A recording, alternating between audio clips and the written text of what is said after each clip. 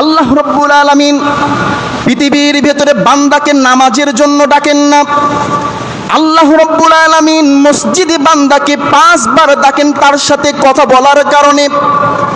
কারণ বান্দা মসজিদে এসে যখন সূরা ফাতিহা পড়বে, আলহামদুলিল্লাহি রাব্বিল আলামিন, হে রব সকল প্রশংসা আপনার জন্য, আর রহমানির রহিম, আপনি রহমান রহিম পবিত্রতার সীমাবদ্ধ, মালিক ইয়াউমিদ্দিন, যেদিন পৃথিবীর ভেতরে কোনো মালিক থাকবে না সেই দিন আপনি বিচার দিবসের মালিক। ইয়্যাকা না'বুদু ওয়া ইয়্যাকা নাস্তাঈন, মানে যখন প্রথম প্রশংসা যখন হয়ে যায় তখন আল্লাহ বান্দার সাথে কথা বলে যে বান্দা প্রথমে আমার প্রশংসা করলে, তারপরে আমার গুণগাত্য করলে, আমি বিচার দিবসের মালিক তুমি এটা মেনে নিলে, আর প্রয়োজন নাই বান্দা তোমার কি চাওয়া পাওয়া, আমি মহান রবের কাছে তুমি কি চাও তোমার কথাটা তাড়াতাড়ি বলো। আল্লাহ তো বান্দা তখন বলে ইয়্যাকা না'বুদু ওয়া ইয়্যাকা নাস্তাঈন, আমি আপনার ইবাদত করি এবং আপনার কাছে সাহায্য চাই। আল্লাহ বলেন ঠিক আছে তুমি আমার ইবাদত করো, আমার কাছে সাহায্য চাও, কিন্তু কি সাহায্য চাও এই সাহায্যর কথাটা বান্দা তুমি বলো।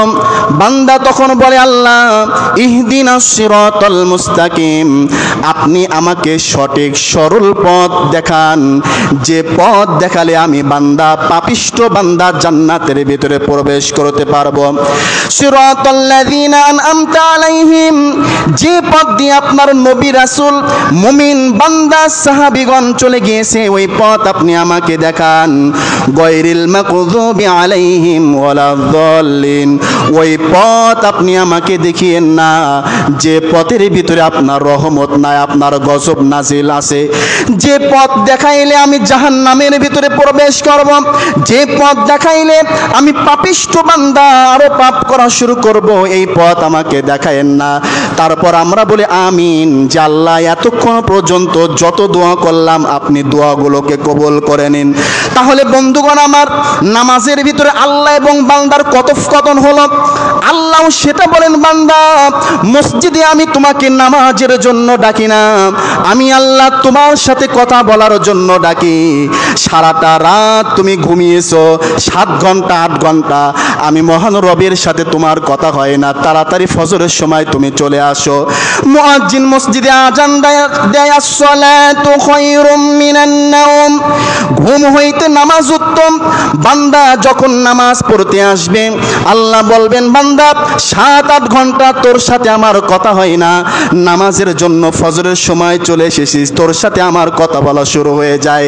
যা বান্দা তোর সাথে আমার কথা হয়ে গিয়েছে, আবার তুই জমিনে ঝাঁপিয়ে পড় তোর রিজিকের জন্য। আবার জোহরের আজান যখন হয়ে যায় আল্লাহ বলেন বান্দা তাড়াতাড়ি মসজিদে চলে আয়, সেই ফজরের সময় তোর সাথে আমি কথা বলেছি, আর অনেক ঘন্টা হয়ে গেল তোর সাথে আমার কোনো কথা হয় না, তাড়াতাড়ি জোহরের সময় হয়ে গেছে তুই চলে আয়। জোহরের সময় বান্দা এবং রবের ব্যাপারে কথা হয়ে যায়। আবার যখন আসরের সময় হয়ে যায় আল্লাহ আবার ডাকে, মাগরিবের সময় হয়ে যায় আবার ডাকে কথা বলার জন্য। যখন ইশার আজান দেয় তখন আল্লাহ রাব্বুল আলামিন বলেন বান্দা তুই তো এখনই ঘুমাই যাইবি, কিন্তু আমি মহান রব তো আর ঘুমাই না। তোর হয়তো 24 ঘন্টার ভিতরে 10 ঘন্টা 12 ঘন্টা ঘুমাইস, কিন্তু পৃথিবীর যেদিন থেকে আমি আল্লাহ রাব্বুল আলামিন সৃষ্টি করেছি ওই দিন থেকে আমি মহান রব কখনো জন্য 1 সেকেন্ডের জন্য ঘুমাই না। কারণ আমি আল্লাহ যদি ঘুমিয়ে যাই পৃথিবীর সকল কিছু ধ্বংস হয়ে যাবে। যেমন একটি গাড়ির চালক গাড়ি চালাইতে চালাইতে যদি ঘুমিয়ে যায় ওই গাড়িটা যেমন অ্যাক্সিডেন্ট হয়ে যায়, আমি মহান রব যদি ঘুমিয়ে যায় আমার অনেক বান্দা আমার কাছে চেয়ে পাবে না, অনেক বান্দা আমার রহমত থেকে বঞ্চিত হয়ে যাবে। বান্দারেন সারাটা দিন তো ভালো কাজ করলি, এশার সময় তো তুই ঘুমাইতে যাইবি, আর আমি মহান রব তো জেগে থাকবো, তোর সাথে তো আর কথা হবে না। আয় আয় বান্দা এশার সময় শেষ কথাটা বলে তোকে বিদায় দিই, তুই ঘুমাইতে চলে যা।